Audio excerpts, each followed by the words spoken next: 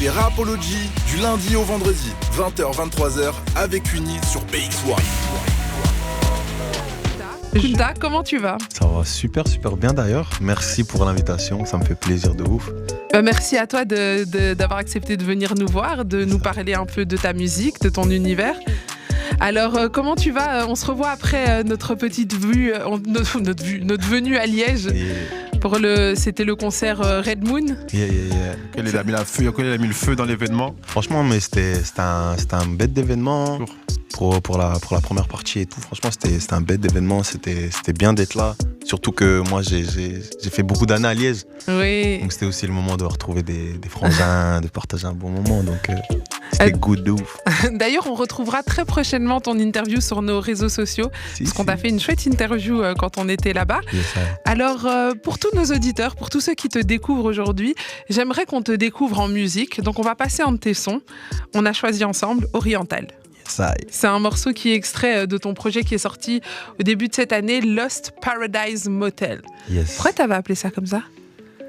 Parce que Lost Paradise veut dire paradis perdu. Et motel, pour moi, ça fait référence à la nuit. En fait, ma musique a une couleur un peu nocturne. Et le paradis perdu fait référence à une histoire d'amour un peu compliquée qui, au final, n'a pas abouti sur des bonnes choses. Donc, c'est un peu un paradis perdu, quoi. Ah là là. L'amour, il y a des hauts et des bas. On sait comment ça commence, mais jamais comment ça termine. Mais au final, ça inspire. Et au final, c'est ça qui t'inspire aussi dans ta musique. On vient de s'écouter Oriental, un morceau extrait de ton album Lost Paradise Motel. C'est très smooth, très cloudy, comme ça. Alors, pour tous ceux qui te découvrent aujourd'hui, ce soir, est-ce que tu peux nous dire un peu qui tu es, te présenter? Déjà, moi, mon blaze, c'est Kunta, tout simplement. Je suis congolais-rwandais. Je suis né en Afrique. Et donc, du coup, ça s'entend de par mes inspirations, on va dire. Je suis un jeune bruxellois de 25 ans qui, maintenant, s'est dirigé dans l'afro à 100%. Je décrirais ma musique comme de l'afro-pop. Un mélange de rythmique africaine, afro, avec un peu de mélancolie au niveau des top lines et des vibes. Et avec un ensemble d'espoir, on va dire. C'est une très belle présentation. Yes, alors, tu nous as parlé de ton blaze Kunta. C'est quoi l'histoire derrière ce blaze? En fait, à la base, c'est simple. Hein. Je faisais du rap. J'ai commencé par le rap, la bonne école. Hein. Et donc, du coup, en fait, un de mes premiers textes, en fait, j'ai parlé de Kunta Kinte. Kunta Kinte qui fait référence au livre Racine. Et j'avais pas encore de blaze, en fait. Et il y a un pote à moi qui a commencé à m'appeler Kunta Boy.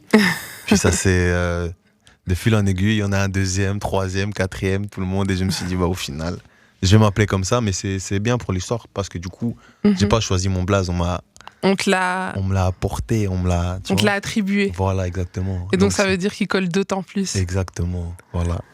Et est-ce que tu trouves que qu'est-ce que tu aimes dans le personnage de Kunta Kinte? De Kunta Kinte? Ouais. C'est l'espoir. L'espoir c'est utopique en fait. C'est l'espoir de se dire qu'il y a un futur meilleur. Et je pense que c'est un peu l'idée et c'est un peu la vie de beaucoup de gens, pour ma part, africains de la diaspora, qui ont un espoir de faire des choses meilleures, d'aller au-delà de ce qu'on leur présente de base dans la vie en fait, de casser les chaînes comme Kunta Kinte l'a fait. Et d'aller au-delà de ça, et c'est un combat de toute une vie en fait. C'est pas forcément que de la musique, mais c'est l'espoir en général. Et est-ce que c'est le message que porte ta musique aussi? Beaucoup, ouais. Il y a beaucoup d'espoir, il y a beaucoup de réalisme, donc je suis fort sincère avec mes sentiments. On va dire que quand ça va pas, et ça se ressent dans ma musique, mais il y a toujours une touche d'espoir. J'y crois. T'y crois toujours. Toujours. Dur comme fer. Voilà. Et est-ce que dans tes musiques, tu racontes vraiment, ce sont tes histoires personnelles? En fait, ma musique, je la décrirais comme des films. Et je pense que tout cinéaste s'inspire un peu de sa vie, de son vécu, de ce qu'il a vécu au final. Et on va venir un peu le sublimer en fait. Donc je sublime des histoires que j'ai pu vivre pour les rendre écoutables et audibles. Voilà. Donc ça veut dire qu'il y a des gens comme ça qui ont croisé ton chemin, qui peuvent se dire « Ah, ce son, je me reconnais dedans ». Grave. Ouais. Grave. Parfois je suis grave straight to the point. Ouais. Et il y a parfois des gens qui disent ouais mais là t'as parlé de moi, nanana, ça t'arrive parfois d'avoir ce genre de retour? J'ai déjà eu ça, mais parfois c'est gênant. Parce Ouais, que c'est c'est pas gênant. le cas. Ah ouais. Ah ça c'est le pire. Et tu Bah, réagis bah, comment quand c'est comme ça? Ah, je dis oui, c'est lourd, je m'inspire de tout en vrai. En vrai, c'était pas ça. Non, mais je m'inspire de tout le monde, t'as vu? Ouais, toi aussi, t'as vu, t'as ta part, mais j'ai juste pas envie de mettre mal à l'aise les gens. Mais, Bah ouais. ouais. Mais c'est cool en vrai, si les gens ils se retrouvent dans ma musique, c'est aussi une manière de me dire que ma musique en fait ne m'appartient pas forcément que à moi. Donc peut-être qu'une personne proche de moi va dire bah là je me suis retrouvé, et de par le fait qu'on se connaisse en fait, de par le fait qu'on se connaisse, elle va se dire bah ouais voilà tu parles de moi. Mais ça peut être en fait une personne lambda que je connais pas, elle va se retrouver dans ma musique aussi. Mhm. Donc ça veut dire qu'en vrai ma musique touche du monde, ça me fait plaisir quand on me dit ça du coup. Donc c'est un véritable partage en fait. Exactement. Est-ce que c'est aussi un peu, tu vois la musique un peu comme une thérapie? Est-ce que ça te soigne parfois d'écrire des sons sur des moments que tu vis? Ouais, parce que du coup moi je suis quelqu'un, j'ai du mal à parler dans la vie de tous les jours. Enfin, je parle beaucoup quand c'est positif. Oui, c'est ça. Quand c'est positif, il faut rigoler. Moi, je rigole, t'as vu? Je t'ai vu parler, moi. On rigole, Ah, moi, beaucoup. je parle beaucoup. Moi, je parle. Ah, non, tu parles. C'est ça, mais t'as vu, c'est l'aspect cool, en mode on est open, on parle, c'est cool de ouf. Mais dans la vraie vie, les choses qui me touchent, les choses qui m'affectent, tout ça, c'est des choses un peu plus compliquées à mettre en parole ou même à expliquer à des gens. On n'a pas la même vision des choses parfois, donc c'est compliqué de se sentir écouté et compris par son interlocuteur, on va dire. Donc la musique, c'est une certaine manière aussi de moi-même m'écouter et de moi-même... Ouais, c'est ça, moi-même parler et m'écouter en même temps, en fait. Ouais, c'est ça, et puis tu t'auto-guéris comme ça. Exactement. Parfois, j'écoute des sons que j'ai faits et je me rends compte que la solution était dans le son. Mais c'est une dinguerie, ça. Ouais. Mais Non, quand de tu ouf. l'écrivais, tu savais pas que la solution était là. Non, parce que quand je créais le son, je suis un peu... on va pas dire en transe, hein, parce que bon, on n'est pas des sorciers. Yo. Et si on va nous mettre dans la sauce pour rien. Ah, les Kindoki ici. Non, c'est pas ça que j'ai dit. Mais c'est une phase où tu te décroches un peu. Mhm. Et tu laisses plus place à quelque chose de plus spontané, quelque chose de plus sincère, on va dire. Donc parfois, quand tu retombes dessus, en fait, tu te redécouvres, en fait. Tu te redécouvres par rapport à ta propre sincérité et tu te dis, ah ouais, en fait, dans ce son, j'ai dit des choses que je comprends seulement maintenant, en fait. Et c'est Mais une je les dinguerie. avais déjà dit, en vrai. C'est fort. Non, mais franchement, c'est fort. Ça veut dire que ta musique, en fait, et même toi, en tant que toi-même qui l'as créée, t'arrives à en tirer des leçons et un truc. Donc ça veut dire que pour le public, il y a d'autant plus de choses à aller tirer dans ta musique. Exactement. Parce que la manière dont moi j'aime comprendre, bah, ça va être sur des choses qui me touchent moi personnellement, mais quelqu'un d'autre va l'interpréter d'une autre manière par rapport à son vécu, sa vie, ses inspirations, sa réalité en fait. Donc c'est pour ça qu'au final, bah, la musique c'est un partage, ça nous appartient pas forcément. À chacun l'interprète comme il veut, quoi. Chacun peut se l'accaparer Exactement. et la réutiliser. C'est ça la beauté de la musique. En parlant de ta musique, justement, tu disais que toi, tu as commencé par le rap. Est-ce que au départ, tu as eu peur de chanter ou alors tu savais pas que tu pouvais chanter? Je pense que c'est les deux. Hein. Je pense que c'est un peu les deux. Au début, en fait, je chantais beaucoup par rapport au son que j'écoutais à côté parce que j'écoutais pas forcément du rap ou que du rap. Mhm. Mais T'écoutais quoi, genre, par exemple? Ah ouais, Party Next Door. Après, ça c'est le quand premier que même. je dis à chaque fois, c'est vrai. Party Next Door, c'est le...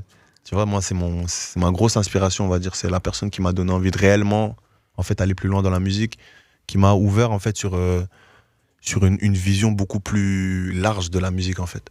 Et comprendre la musique d'une autre manière encore. C'est vraiment lui, en fait. Mhm. Et donc, quand j'écoutais ces sons, bah, forcément, à un moment donné, tu les connais par cœur, donc tu chantes, donc tu vois. Mais c'est souvent tout seul, en fait. tu Oui, vois, c'est ça, c'était dans ta chambre, voilà, c'est voilà. ça. Ouais. Mais dans ta chambre, tout le monde chante bien, en fait. Ouais. Sous ta Même douche, moi. tout le monde chante bien. tu Même vois. moi, crois-moi, je suis Beyoncé sous ma douche. Exactement, Mais tu seulement vois, là. là-bas. C'est ça. Même dans ta chambre, ça Ah, aussi. yo, toi. Même là-bas, je sais pas si. Tu n'es pas gentil, toi. Non, lui, c'est un mauvais garçon. Attends, quand ça fait son tour, t'es pas là. Elle sait me tire dessus. Chacun son tour. Non, Kunta, tu me connais, c'est pas la première fois qu'on se rencontre. Voilà. Je suis pas quelqu'un de Ah. méchante. Tu vois, Non, c'est vrai. elle vous montre deux visages. Hein Eh, Voilà. on est en live, hein, yo. Vous allez me mettre dans la sauce ici. Hein. Moi, je prends pas parti. Non. Je ne suis pas là pour ça. Non, mais incroyable. Donc, voilà, donc tu chantais un peu dans ta chambre. Yeah, de ouf. Et puis, pourquoi ne pas avoir essayé de chanter en dehors, mais d'abord rapper? Pourquoi le rap d'abord? Parce qu'en fait, c'était plutôt par rapport à mes fréquentations. On va dire qu'à l'école, dehors, tout ça, je traînais beaucoup avec des gens qui faisaient la même chose que moi, qui faisaient du rap. Donc, en fait, c'est un peu un engrenage, tu vois. Tu te rends compte dehors, à la même place tous les jours. Ça mange des sandwichs illicites. Bon, pour les enfants, on mange des sandwichs, voilà, des sandwichs à la salade. Ça inspire, tu vois. Et puis t'es là, tu rappes, tu vois ce que je veux dire. C'est un peu tous les jours, ça se challenge, ça rappe et tout, tu vois. Donc t'es dans ce truc, t'es dans cet univers. Le rap, c'est vraiment, c'est un vrai univers, c'est un monde, tu vois. Donc quand t'es dedans, tu vois pas forcément d'autres opportunités, tu vois. Tu vas écouter du jazz, mais tu vas pas te dire tu vas faire du jazz, tu vois ce que je veux dire. Et donc j'ai jamais réellement eu l'occasion de me dire, vas-y, en fait, teste ça ou quoi, tu vois. Et c'est quand je suis sorti un peu de cette phase rap. En crescendo, j'ai commencé à faire du rap mélodieux. Donc là, j'ai commencé à découvrir ma voix, me dire, ah ouais, en fait, j'ai des possibilités d'aller chercher d'autres notes, d'autres mélodies, d'autres trucs. Et petit à petit, en fait, je me suis fait confiance. Je pense que c'est réellement ça. Mais c'est surtout en écoutant mon grand frère. Mon grand frère, lui, m'a toujours dit, ouais, arrête ça, ma gueule. Arrête le rap. Toi, t'es pas rappeur, toi t'es chanteur. Toi, tu dois faire de l'afro. Lui, ça fait des années, il me fait. Bon. Ton frère aussi, il est dans la musique ou c'est juste un amateur? Lui, c'est un amateur, mais genre, tu vois, c'est le genre de gars, il digue de ouf sur les réseaux. Il est là sur les réseaux, tous les jours, il m'envoie des sons d'artistes. Et puis, tu vois, dans 4 mois, les artistes, ils ont percé, tu vois. Et tu te dis. C'est un découvreur. C'est un truc mais de il est fou. où d'ailleurs? Il est où près? Il est pas là. Ah, lui, il charbonne. Hein. Lui, il est bon. D'ailleurs, big up à toi. Un big up au grand frère. N'oublie pas que tu peux réagir avec nous sur WhatsApp, Insta, Twitter. Yes, ça. Mais lui, il charbonne de ouf. Donc, en vrai, il est pas là. Mais genre, il m'avait fait découvrir Rema. Ah, il y a combien de temps? À l'époque où il faisait des freestyles dans sa voiture. Ah ouais. Dans une shop, il faisait des freestyles. Dinguerie, Rema. Mais ton frère, il est chaud. Hein. Comment il a été trouvé Rema comme ça avant tout le monde? En fait, lui, il est grave en fait sur tout ce qui est l'Afrique en fait.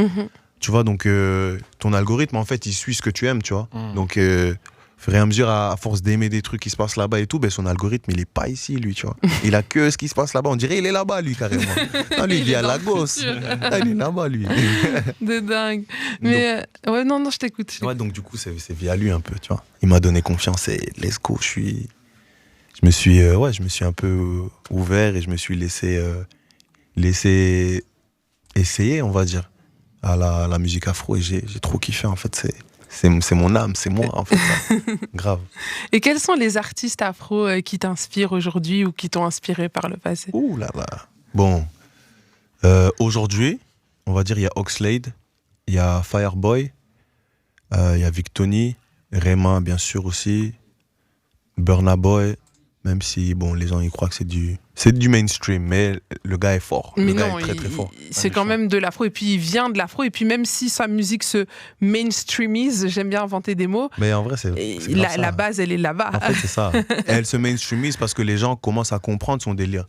Mais il n'a pas vendu ses fesses, on va dire. Non, il est resté vrai. authentique à lui-même. Donc, c'est mainstream de par les gens qui l'écoutent, mais pas de par son style de musique, on va dire. Mais sinon, il y a aussi Wizkid. Wizkid, lui, en vrai de vrai, je pense qu'il y a Wizkid, Tekno et Davido. Eux, c'est les premiers qui m'ont vraiment matrixé dans l'afro. Genre, à l'ancienne, à un moment donné, ils étaient... T'as pris une patate. C'était des dictateurs, ils avaient des gros sons. Ouais, chaque soirée, c'était eux. Ouais. Oui, ça, c'est vrai que... Mais après, c'était... Tu sais, nous, on aime bien, quand tu vas en soirée, danser un peu, avoir ce genre de rythme. Yeah. Et il n'y avait plus trop ça pendant un moment. C'est vrai que la musique, c'était devenu très rap. Et on avait beaucoup moins d'artistes. Et donc, quand il y avait des pépites par-ci, par-là, qui nous ramenaient un peu cette rythmique, cette vibe, c'était obligé de les saigner. Il y avait les P-Square, tout ça, là. Ah, P-Square, Yoli Yoli. T'as capté? Les jumeaux P-Square, là, non, commando. Incroyable. Non, ils étaient bons. Respect à eux, d'ailleurs. Est-ce que tu danses aussi un peu? La façon dont tu chantes, là. Bon, je danse beaucoup. Hein. Mais dis-nous la vérité. Je suis un grand timide. T'inquiète, je vais pas te demander de... Non, ça, j'ai dit non. D'ailleurs, si vous me demandez ça, j'appelle les managers. On coupe ça directement. Non, je vais pas te demander ça. Mais je danse beaucoup. Énormément, ouais. On va dire tous les jours, je suis là... Inconsciemment, je danse. Je suis genre debout que j'ai de l'énergie pour tout ce qui est la musique, la danse, en fait. Genre. Et tu pourrais faire des clips où tu fais des chorés, tout ça et tout? Grave. Même carrément des live shows, si on prépare bien le truc et tout. Moi, je veux que là où je vais arriver, ce soit en fait des live shows avec un band, des guitaristes, un batteur, tu vois, de la danse. Il y a vraiment un truc en fait, tu vois. Je vais donner un vrai show aux gens, tu vois. Parce que ça me représente. Hein. Vraiment, je suis quelqu'un d'authentique, donc j'aimerais que mon show aussi soit authentique et qu'il me ressemble. En bon congolais, avec un petit live CBN, je suis congolais rwandais. Un congolais rwandais. Bon, il faut le préciser parce que... Bon, c'est vrai que là, ton côté congolais a pris le dessus. Là, j'imagine un band avec un danseur derrière. Wow. Non, mais en fait, quand on est congolais rwandais, on a un peu de congolais dans certaines choses et puis un peu de rwandais. Exactement. Quel est ton côté rwandais? Quel est ton côté congolais? Qu'est-ce que tu prends du Congo? Qu'est-ce que tu prends du Rwanda? Donc, c'est ça que vous voulez me faire aujourd'hui. Oui. Bon, comment dire? Bon, c'est compliqué comme question. Hein. Tu sais, moi, non, je vais dire la vérité. Moi, j'ai une de mes meilleures potes, elle est rwandaise. Frère, vous aimez trop la bière. Non, regardez avec d'ailleurs, moi, je bois ça. Non. Toi, t'as pas ce côté-là. Il a dit non. Aïe. Moi, je bois pas la bière. Toi, tu bois pas la bière. Moi, je bois que de l'eau. Ah que là de l'eau. là. Il n'y a pas d'étiquette, pas de pub. Pas d'étiquette, que de l'eau. Que de l'eau. Et les Congolais, eux, ils aiment trop le whisky. Comme toi. Ça divise. Je dis les Congolais, les Rwandais, ils sont très bières. Les Congolais, ils sont très whisky. Paye-moi comment elle boit. Aïe, aïe, aïe. Bon, aujourd'hui, c'est la vérité si je mens. Hein. Aujourd'hui, on dit la vérité. Non, mais toujours avec amour. Toujours avec amour. Toujours avec amour. Important. C'est ça ici. Mais, donc, du coup, pour en revenir à ce que tu disais, je pense que, en vrai de vrai, moi, j'ai pris l'aspect un peu fête, l'aspect un peu dévergondé et hyper open des Congolais. Je pense que vraiment, c'est une nation où, tu vois, les gens, ils n'ont pas peur d'aller vers les autres. Ils sont hyper ouverts, hyper bon délire. Même beaucoup bon délire. Très bon délire. Bon, c'est ça. Toujours à rigoler, à danser, à chanter, tu vois. Même le Congo, c'est une musique, la rumba congolaise, c'est une musique qui a inspiré énormément l'Afrique. Énormément l'Afrique. Et donc, du coup, ouais, je pense que j'ai pris cet aspect-là un peu, cet aspect open, décontracté, moi-même et tout. Et via le Rwanda, mes racines rwandaises, je pense que j'ai pris plutôt l'aspect un peu introverti, mais d'une manière où je sais faire la part des choses, en fait. Donc, si on doit discuter, on va discuter et tout, mais je suis pudique avec mes émotions, je suis pudique, c'est un peu culturel, en fait. C'est un peu culturel. Au niveau du Rwanda, il y a une pudeur au niveau de la vulnérabilité, au niveau de la manière dont on va être en face des gens. Il y a un respect à avoir, il y a quelque chose beaucoup de protocoles. Exact. Voilà. Des protocoles, mais d'une manière authentique et sincère quand même. Hein. Mais voilà, c'est un peu plus ça. Donc on va dire je suis un mélange des bons. Hein. Là-bas, ça bouge aussi. Et puis là-bas, c'est calme. Et donc du coup, t'es un peu bon, l'eau et le volcan, quoi. En plus, je suis né à Goma. Et Goma, pour la petite histoire, en fait, c'est entre le volcan et les Grands Lacs. Et donc, du coup, c'est l'eau et le feu, quoi. Donc, du coup, je suis vraiment au milieu, on va dire. Et raconte-nous justement, tu parles de ta naissance à Goma, comment est-ce que tu es arrivé jusqu'à nous, jusqu'ici? Ah bon, ma maman. Hein. Ah, maman. On est là pour discuter. Oui. Non, mais en vrai, du coup, comme beaucoup de Congolais ou Rwandais de cette région-là, on a fui un peu, un pays un peu en guerre avec des conflits géopolitiques. Et voilà, c'était une situation assez complexe, on va dire. Et donc, tu fuis, tu cherches un visa, les premiers endroits qui t'acceptent, tu vas un peu directement. Donc, tu n'as pas forcément le choix de te dire où est-ce que tu vas. Tu vas là où tu peux aller, en fait, tu vois. Donc, du coup, moi, je suis arrivé d'abord en Norvège. Ah, en Norvège? Ouais. T'es resté longtemps là-bas? 2 ans et demi, ouais. 2 ans et demi. Puis après, je suis redescendu vers la Belgique. Et on devait aller en Suisse de base. Donc écoute... de base, je pense que j'allais être banquier, moi. Tu croyais que t'allais être banquier? Et où est-ce que t'as loupé le coche? Ah bon, c'est ça, on s'est fait arrêter ici, la douane. Hein. Ah non, c'est pas bien. Mais je comprends ton histoire parce que, je veux dire, l'histoire de ma famille est un peu similaire. Nous aussi, on a fui la guerre au Congo. Donc je sais ce que c'est de partir, de quitter. C'est ça. C'est ça. Et donc, tu arrives ici, mais tu reconstruis quelque chose de nouveau tout en gardant ses racines, cette histoire. J'étais fort jeune après. Donc, je pense que c'est plutôt de par des souvenirs, de par des histoires qu'on me raconte, de par des photos, que je refais un peu le puzzle de cette partie-là de ma vie. Mais tout en si je parle honnêtement, en fait, moi j'ai grandi la plupart de ma vie en Europe. Donc, être africain, c'est pas juste en fait une question d'être né là-bas. C'est une question aussi de culture, d'avoir tout ça en nous. J'ai une partie de ça en moi, mais je pense que je dois aller reconstruire aussi une autre partie. Et je pense que ça viendra avec le temps. Ça viendra avec voilà, les occasions que je me donnerai pour aller là-bas, redécouvrir et me redécouvrir moi-même à travers l'Afrique. Ça fait partie de tes objectifs de vie? Grave. Je pense que là, je me connais à travers un regard occidental, on va dire. Il faut que j'aille un peu me compléter à travers un regard africain, congolais, rwandais, mes racines, ma famille qui est restée là-bas, voir un peu comment ça se passe là-bas. C'est un de tes projets du coup de retourner et puis de créer quelque chose là-bas. C'est-à-dire que sur les années, on te souhaite le plus grand succès, tu le sais déjà. On peut espérer du coup te voir retourner là-bas et puis faire des choses intéressantes pour ces deux pays. Exactement. Ma maman, elle a eu une maison là-bas. La maison, en ce moment, c'est un orphelinat. Et je pense que c'est le premier projet un peu. Mais un peu par la suite, de fil en aiguille, moi aussi, je vais développer d'autres trucs là-bas. Et je pense que c'est important de ne pas oublier d'où on vient. C'est quand même incroyable de se dire que moi aussi, je suis né là-bas, que je suis né à Goma, que j'ai pas eu la même vie que beaucoup de gens qui sont restés. En fait, c'est juste incroyable en fait, de me dire que là, aujourd'hui, je suis là en train de parler dans une radio à Bruxelles, en fait, en train de parler de ma musique et de ma vie qui va super bien. Alors que j'aurais pu être ailleurs, en fait. J'aurais pu être au Congo, au Rwanda ou quoi que ce soit. Donc, voilà, je pense que c'est une mission aussi de retourner là-bas et de continuer ce que beaucoup de gens ont commencé. On fait partie un peu de l'émail tu vois. Et du coup, c'est quoi ton rêve avec la musique, ton objectif? Mon objectif avec la musique, c'est un peu comme tout artiste, je pense que c'est d'arriver à en vivre, déjà, premièrement.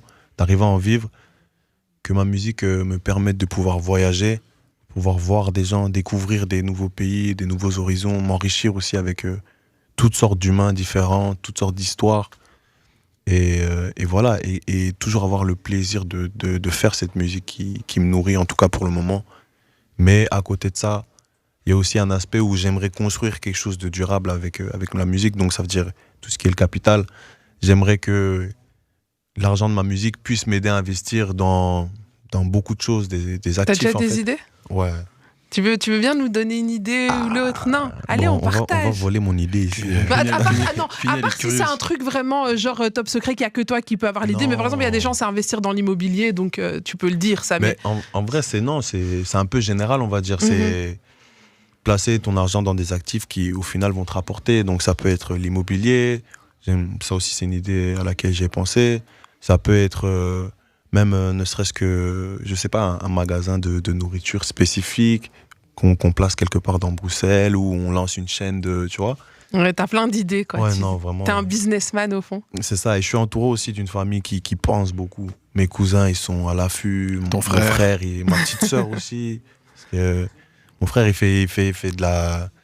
Il est en sciences informatiques, donc lui, il est tout ce qui est les codages, les trucs là, compliqués là. Et donc du coup, il taffe dans ça. Ma petite sœur, elle va être diplômée en droit. Donc tu vois, c'est des gens, ils ont la tête... Ils ont la tête bien pleine, comme on dit. Voilà, c'est ça. Donc je sais qu'entouré d'eux, il y a énormément de choses à faire. Et vous êtes beaucoup? Moi, je suis le garçon au milieu. Il y a ma petite sœur, il y a mon grand frère. Mais à côté de ça, on a des cousins... grande famille. Des cousins. Et c'est ça, ma mère, elle avait un frère jumeau qui lui aussi avait, qui lui aussi a énormément d'enfants, enfin, au bled, tout ça. Donc on en a là-bas, on en a ici aussi. Juste ici, je pense que j'en ai 14, peut-être 20 ou quoi que ce soit. Genre. Il y a une grande famille en vrai. Ouais, donc du coup, t'es pas encore retourné, mais c'est l'objectif d'aller là-bas, revoir les cousins. Grave. Carrément, cette année-ci, je retourne. Alors, par la grâce de Dieu. Ah ouais. Alors... pour revenir un petit peu à ta musique, là, tu es en train de sortir petit à petit des singles. Yes. Est-ce que tu comptes nous faire un projet, ou alors tu es vraiment sur les singles? En fait, pour le moment, du coup, là, je suis en train de développer ma musique pour que les gens ils comprennent en fait que là, j'ai vraiment switché à l'afro. Parce qu'en fait, du coup, c'était pas... C'est clair, je pense, mais Je pense qu'il y a besoin encore d'une grosse clarification. Donc moi, je suis parti sur des singles pendant quelques mois là.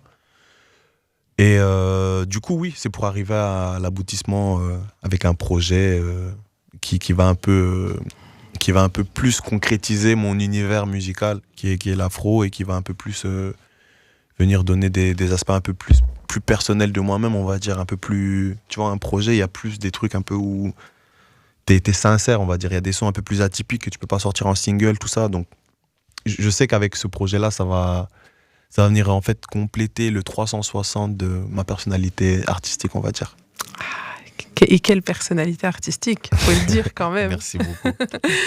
Dis-moi un petit peu, est-ce que tu as des actus en ce moment? Je sais que ce samedi, tu peux nous rappeler où tu seras? Ce samedi, je suis au Botanique pour l'Apéro Hit Festival, d'ailleurs. Et ouais, je vous invite à tous venir. Il y a le lien dans ma bio. Apéro Hit Festival aussi, ils ont une page Instagram. Et il y a beaucoup d'autres artistes en fait qui performeront. Et il y a des places à gagner aussi. Ici, BX1 déjà.